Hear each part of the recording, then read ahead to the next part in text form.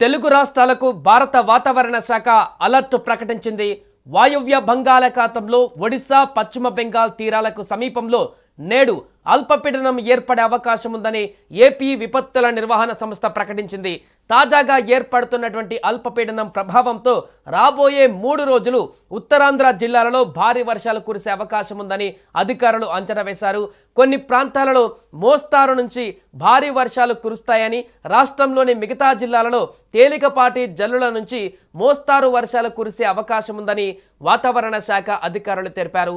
దీంతో నేడు అల్పపీడనం ఏర్పడుతున్న క్రమంలో ఉత్తరాంధ్ర జిల్లాలలో తీరం వెంబడి బలమైనటువంటి ఈదురుగాలులు, అదేవిధంగా కొంత అలలు కూడా ఎక్కువగా ఉండేటువంటి అవకాశం ఉన్నట్టుగా చెప్తున్నారు. సో దీంతో అక్కడ ఉన్నటువంటి ప్రజలందరూ కూడా అప్రమత్తంగా ఉండాలంటూ కూడా అధికారులు హెచ్చరికలు జారీ చేస్తున్నారు.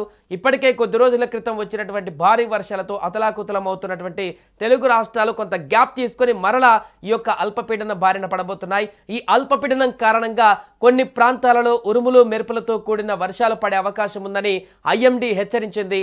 ముఖ్యంగా ఉత్తరాంధ్ర జిల్లాలైనటువంటి శ్రీకాకుళం, విజయనగరం, అల్లూరి సీతారామరాజు, పార్వతీపురం, మన్యం, విశాఖపట్నం, అనకాపల్లి, కాకినాడ, తూర్పుగోదావరి జిల్లాలలో తేలికపాటి నుంచి మోస్తారు వర్షాలు పడే అవకాశం ఉంది.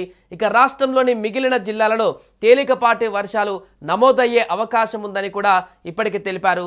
ఇక ప్రజలకు సురక్షిత ప్రాంతాలకు వెళ్లడం మంచిదంటూ కూడా అధికారులు చెప్తున్నారు. వాగులు, వంకలు దాటే ప్రయత్నం చేయకూడదంటూ కూడా తెలిపారు.